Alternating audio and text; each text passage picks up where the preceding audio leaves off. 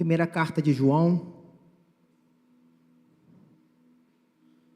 no seu capítulo de número 4, versículo 7. Primeira carta de João, capítulo 4, versículo 7. Irmão, hoje o Senhor me fez lembrar de quando a Advec ainda tinha aqueles bancos de madeira, e eu participava da escola bíblica aqui, ali no fundinho, aqui atrás, aqui do lado esquerdo, o pastor Cleoni dava aula para mim, para minha esposa, e eu falei: pastor, que honra poder dividir pelo menos o cartaz com o Senhor, porque o Senhor foi aquele que semeou a primeira semente sobre a minha vida. Irmão, semeie a semente, lance uma palavra, traga alguém, doe uma Bíblia, porque talvez essa semente não venha dar fruta agora, mas daqui 10 anos, daqui 5 anos, daqui 6 anos, talvez essa árvore já está grande e começando a frutificar. Amém? Eu me encontrei muito alegre quando eu vi o cartaz com o pastor Creoni. Quem encontrou? Primeira carta de João, capítulo 4, versículo de número 7. Dá um glória a Deus. Diz assim a palavra do Senhor: amados, amemos uns aos outros, porque a caridade ou o amor é de Deus, e qualquer que ama é nascido de Deus, e conhece a Deus. Aquele que não ama, não conhece a Deus, porque Deus é amor. Nisto se manifestou o amor de Deus para conosco, que Deus enviou o seu Filho unigênito ao mundo, para que por ele vivamos. Nisto está o amor. Não é que nós tenhamos amado a Deus, mas em que ele nos amou. Enviou o seu Filho para a propiciação pelos nossos pecados. Amados, Deus assim nos amou, também nós devemos amar uns aos outros. Glória a Deus. Senhor, obrigado por essa oportunidade. Te peço a Deus que a tua palavra seja entregue da forma qual o Senhor quer. Sabemos que o Senhor tem feito milagres através dela. Estamos aqui porque um dia ouvimos a tua palavra. Pai, guarda todo o teu povo, toda a tua igreja. Assim nós te pedimos em nome de Jesus. Amém. Irmão, nós sabemos, pastor Marcos deu uma aula aqui, que João tem propriedade para poder escrever uma carta e falar de amor. Pastor Marcos nos ensinou que logo após a morte do nosso Senhor Jesus, João se responsabilizou em cuidar da mãe de Jesus. João tem propriedade para poder falar de amor. E nessa noite eu quero trazer à sua mente algo a respeito do amor. Eu vou ler aqui algo para você, uma notícia qual eu coloquei aqui no meio dessa mensagem, para que você entenda aonde eu quero chegar. O Brasil lidera o ranking de país com mais homicídios no mundo.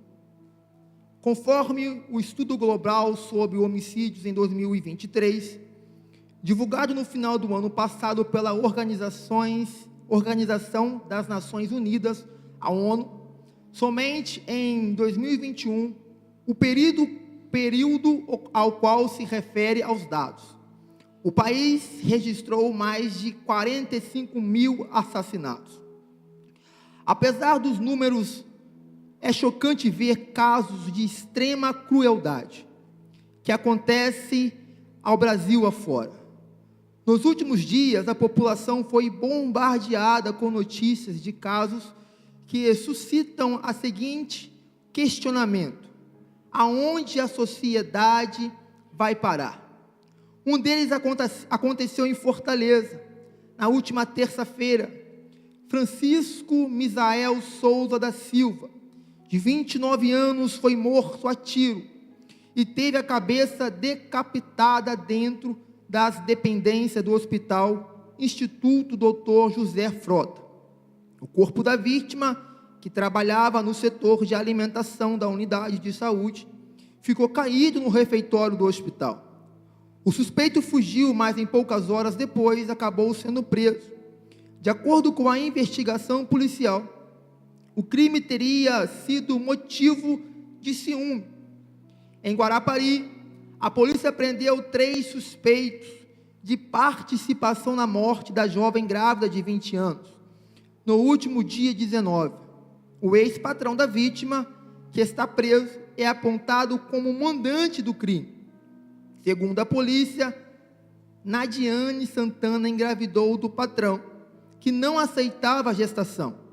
O corpo dela foi encontrado em uma área de mata da cidade.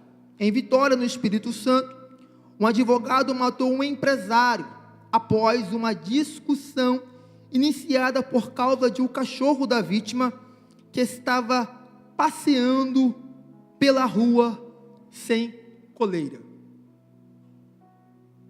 Quando nós vamos falar de amor, e trazendo aqui para o dicionário, ele pode ser resumido em algumas formas. Primeiro, afeição profunda. Segundo, objeto dessa afeição, conjunto de fenômenos cerebrais e efetivos que constituem um instinto sexual, coisa ou pessoa bonita, preciosa. Quinto, afeto a pessoa ou coisa. Sexto, relação amorosa. Sétimo, entusiasmo, paixão. Oitavo, inclinação forte por outra pessoa. Nono, pessoa amada. Décimo, veneração. Se formos olhar para o dicionário e trazer a palavra amor, é basicamente, se me agrada, eu quero perto. Se não me agrada, eu quero distância. Se faz aquilo que eu gosto, senta à minha mesa. Se não faz aquilo que eu gosto, não entra para dentro da porta da minha casa.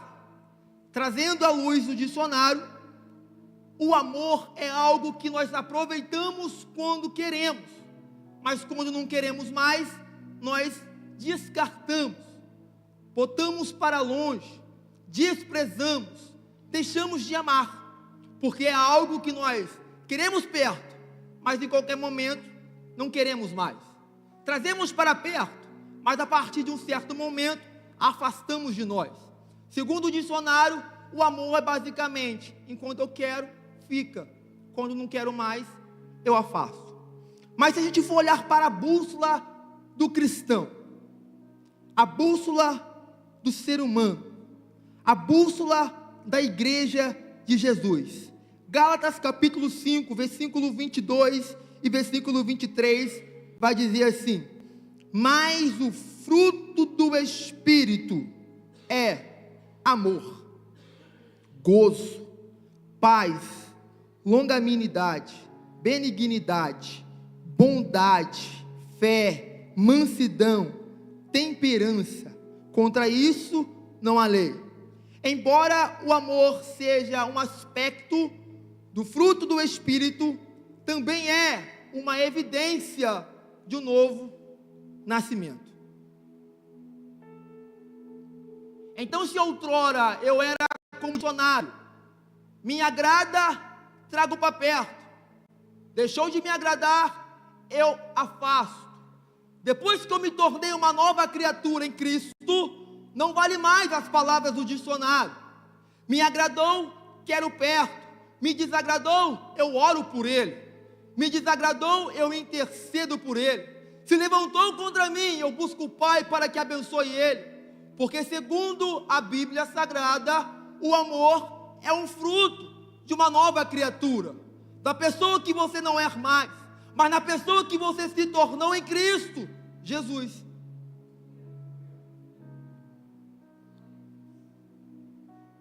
E olhando esse noticiário, o escritor vai dizer assim: aonde vai parar o povo do Brasil?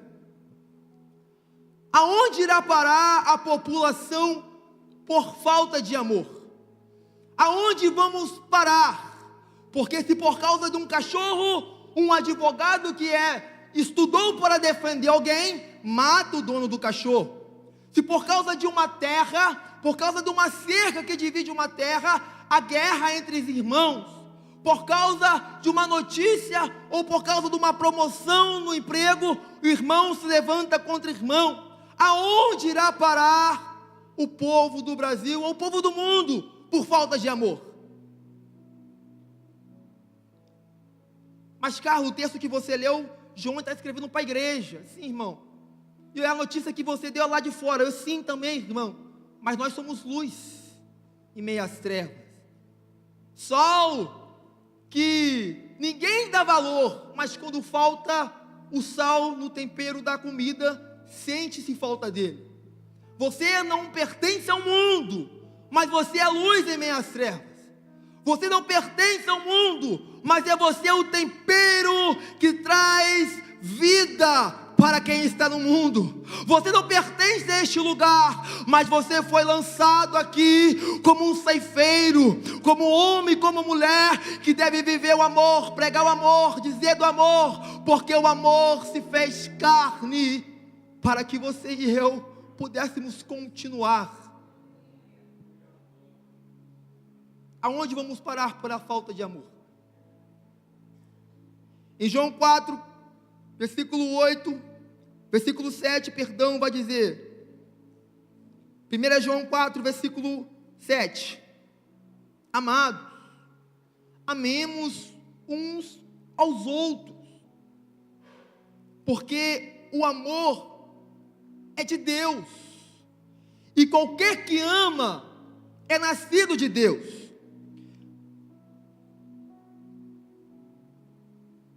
1 João capítulo 3, versículo 10 vai dizer, nisto são manifestos os filhos de Deus e os filhos do diabo.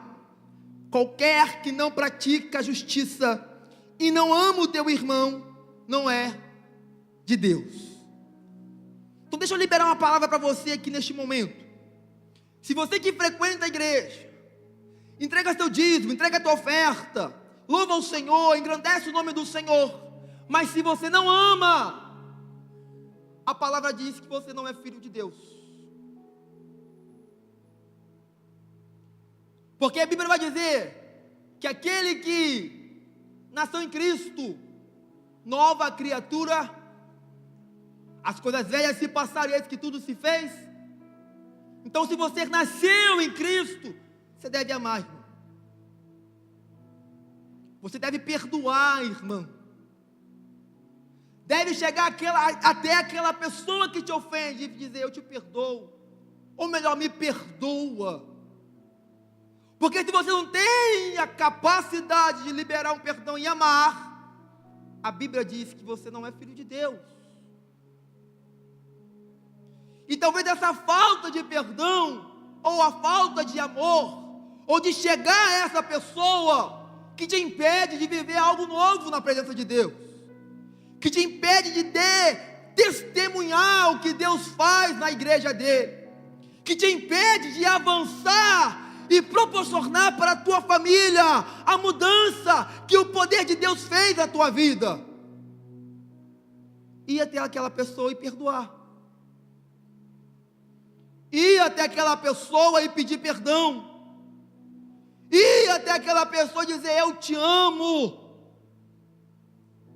É a Bíblia falando. Se você não ama, irmão, não tem como você viver aquilo que tu prega, não tem como você viver o Evangelho. A estrutura do Evangelho é amor. Pastor João gosta muito de falar que Deus ofertou o teu filho por nós. Quem é pai, quem é mãe sabe que se o seu filho pega uma gripe, a gente quase morre, fica desesperado. Imagine ofertar o seu filho por pecadores, homicida, homossexuais, pessoas que matam por causa de pequenas coisas, Pessoas que recebem algo de Deus e quando Deus entrega, deixa Deus de lado e vai viver as coisas da carne. Imagina Deus olhando para nós, pecadores, ofertando o seu Filho. Amor. A estrutura para que você esteja aqui hoje é o amor. E nós temos que compartilhar esse amor.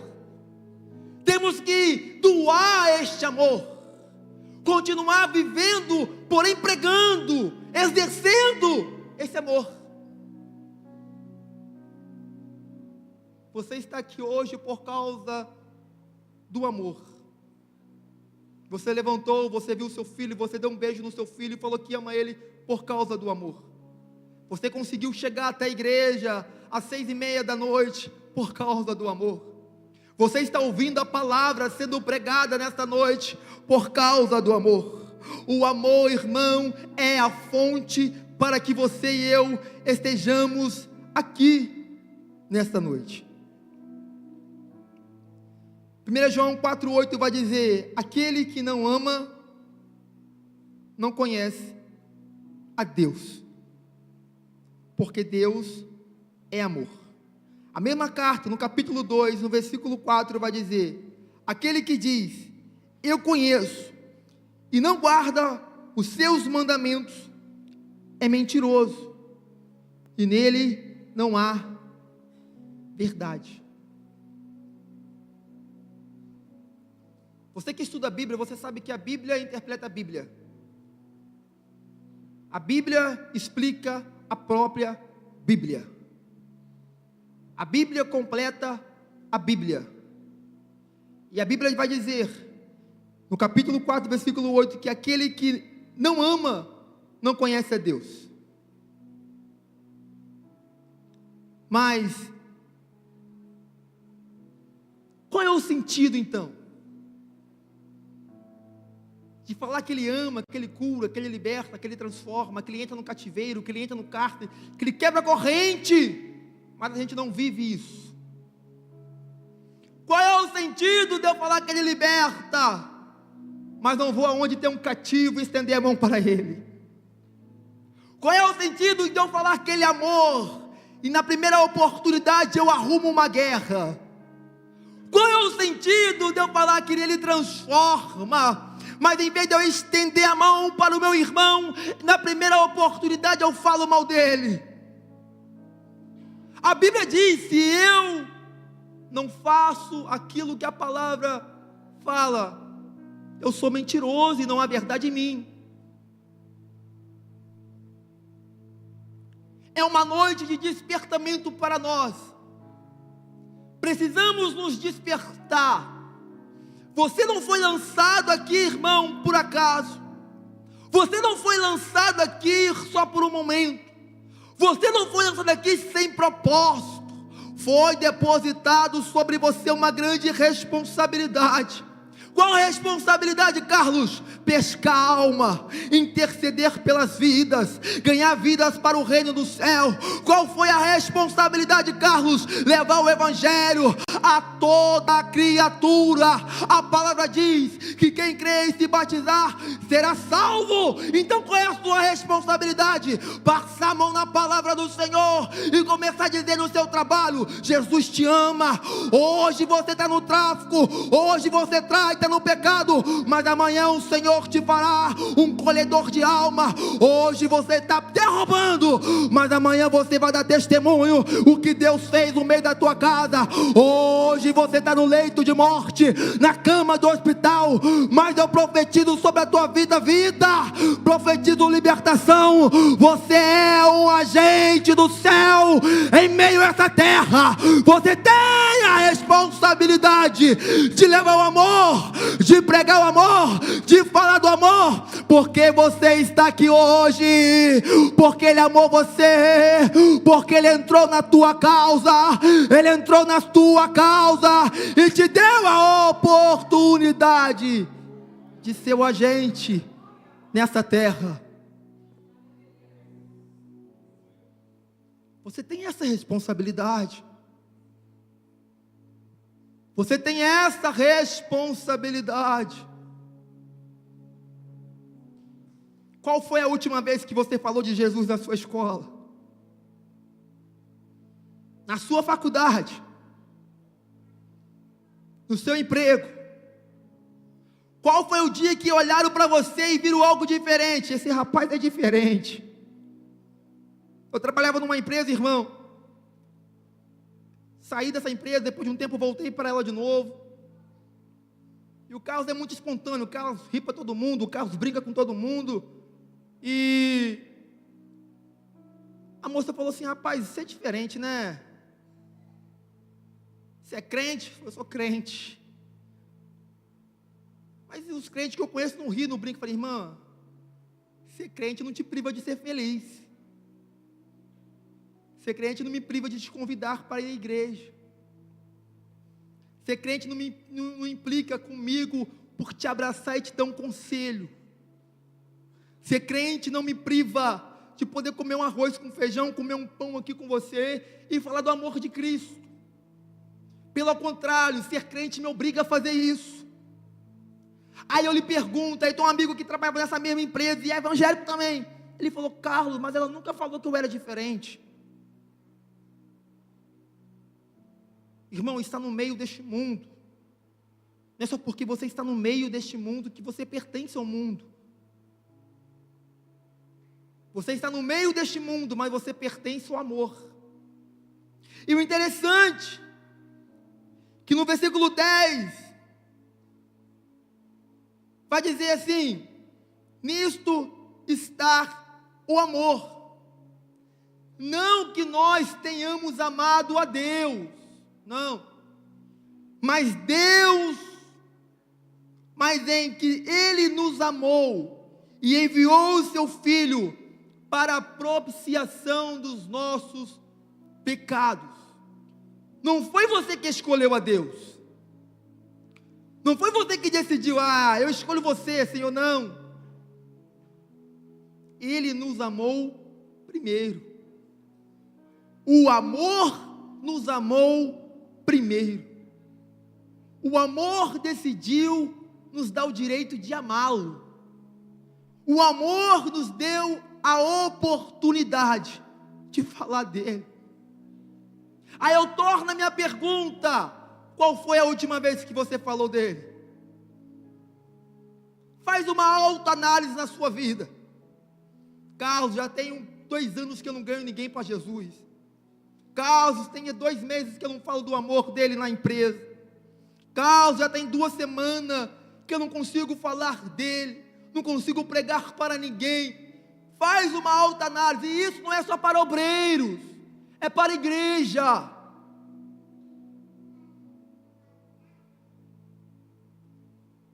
Pastora Milcineia falou algo aqui hoje que me lembrou de algo importante. Primeira carta aos Coríntios, capítulo 12, eu não lembro se do versículo, mas está no capítulo 12. Paulo vai dizer que somos um corpo. Cristo é a cabeça desse corpo. E um corpo não tem só um membro. Mas para existir um corpo tem que ter muitos membros. Uma perna, um braço, um cotovelo, um ouvido, uma boca, uma mão, estômago, coração. Para que este corpo funcione em perfeito estado. Para que este corpo faça aquilo para o qual ele foi criado. Mas quando esse corpo perde um membro, ou um membro para de funcionar, o corpo todo padece, o corpo todo sofre. Aí imagina a igreja do Senhor, que tem 100.000 pessoas, mais 10.000 não intercede, mais 3.000 não prega a palavra, mais 4.000 não quer ensinar a palavra. O corpo começa a perder a sua função. Então, quando nós falamos de pregar o evangelho para toda criatura, isso envolve o corpo inteiro. Envolve os seus filhos pregando na escola, as professoras pregando na sala de aula, os pais intercedendo em casa, mas também dando testemunho de um homem de Deus na empresa. Falar do amor de Deus não envolve só para obreiros, mas para todo o corpo. Por isso que quando o corpo é partido no meio, o corpo morre. Não existe lado A e lado B no meio do corpo. Se partir o corpo no meio, o corpo morre, irmão. Então o corpo tem que ser um, em conjunto. Aí Paulo vai dizer, carta aos Coríntios, capítulo 13, versículo 1 ao versículo 5. Ainda que eu falasse as línguas dos homens e a dos anjos, e não tivesse amor, eu seria como metal que soa e como um sino que tine. Ainda que tivesse o dom de profecia e conhecesse todos os mistérios, toda a ciência, e ainda que tivesse toda a fé, de maneira tal que transportasse os montes, mas não tivesse amor, nada seria. Ainda que distribuísse toda a minha fortuna para o sustento dos pobres, e ainda que entregasse meu corpo para ser queimado, e não tivesse amor, nada disso me aproveitaria. O amor é sofredor, o amor é benigno, o amor não é invejoso, o amor não trata com leviandade, o amor não se ensoberbece, não se porta com indecência, não busca os seus próprios interesses, não se irrita, não suspeita mal, não folga com injustiça, mas folga com a verdade. Tudo sofre, tudo crê, tudo espera, tudo suporta.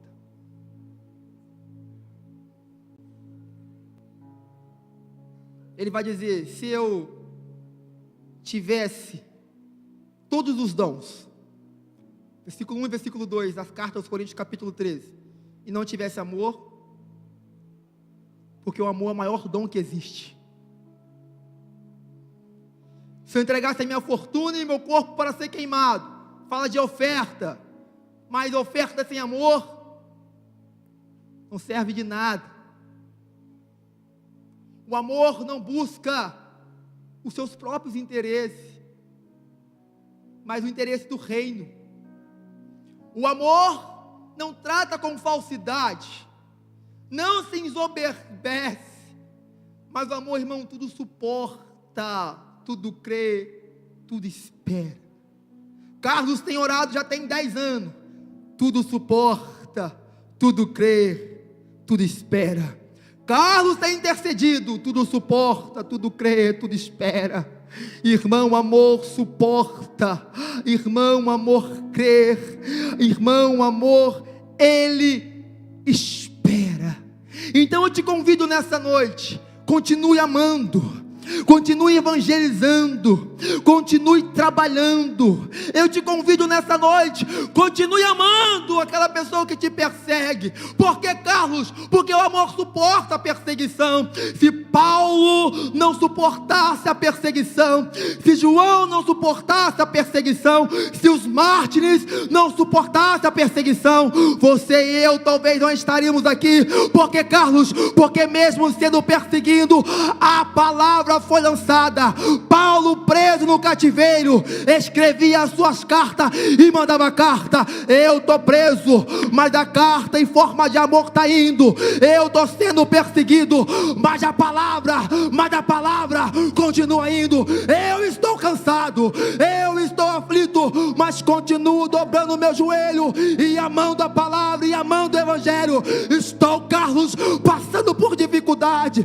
Só Deus sabe o que tem na minha casa, só Deus sabe como está minha família, só Deus sabe o que eu tenho passado. Mas eu te convido nessa noite, continue amando, continue intercedendo, continue vivendo a palavra, continue vivendo amor, porque Ele tudo suporta, Ele tudo espera. Estamos esperando a vinda do Messias. Hoje tu chora, mas a palavra diz que não haverá nem choro, não haverá mais dor, não haverá mais sofrimento. Hoje te persegue, mas a Bíblia diz que lá em cima, na Nova Jerusalém, o seu choro vai ser enxugado. Você vai viver dando glória, dando aleluia. A palavra diz que você será o novo, a coluna do templo do nosso Senhor. Então, irmão, suporte. Viva o amor.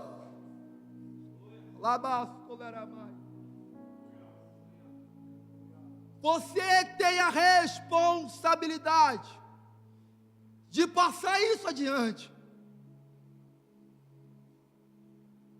A obrigação de passar isso adiante. O nosso Deus, irmão, sempre foi um Deus missionário. Sempre foi um Deus que sempre quis salvar, que sempre quis trazer para perto. Mas o nosso Deus sempre colocou homens para levar essa mensagem. Se você olhar para Gênesis, você vai ver Deus chamando Abraão. Se você olhar para Êxodo, você vai ver Deus chamando Moisés. Se você olhar para Josué, você vai ver Deus chamando Josué. Se você olhar para Juízes, Deus bota juízes entre o povo, para que o povo entenda que a palavra está sendo semeada. Então, tudo que nós vivemos, irmãos, gira em torno de missão a Deus. Quando eu era mais criança, eu sempre gosto até hoje de ver desenho, mas você vai ver que sempre tem um vilão e sempre tem um herói.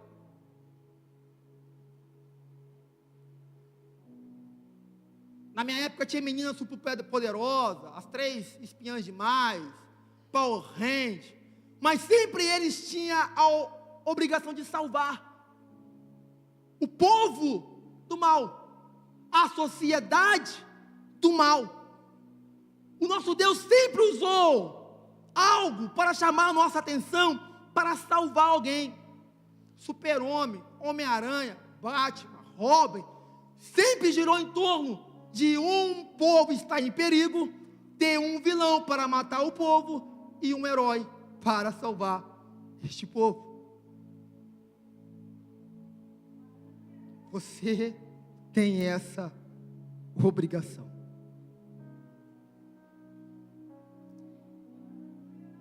Você tem essa obrigação. Quero que você entenda que você precisa sair daqui esta noite, sabendo que foi posto sobre você uma responsabilidade. Que você saia daqui hoje entendendo que o fruto do Espírito, de uma pessoa que nasceu em Cristo, o maior talento, o maior dom é o amor. Não adianta cantar, pregar, falar bem, irmão, se não tem amor. O amor é maior em todos os dons. Maior que tudo é o amor. Você pode escolher amar, irmão, nessa noite. Você pode escolher amar esta noite. Você pode escolher ligar para aquele teu parente e falar: eu te amo, eu te perdoo. Você pode sair daqui nesta noite, bater na porta da casa daquela pessoa e falar: me perdoa. Porque isso é o amor. Saia daqui essa noite entendendo que em você tem uma grande responsabilidade. Qual, Carlos? Trazer o céu para a terra. Qual, Carlos? Levar o amor para a terra. Qual, Carlos? Falar do nosso Senhor e Salvador Jesus.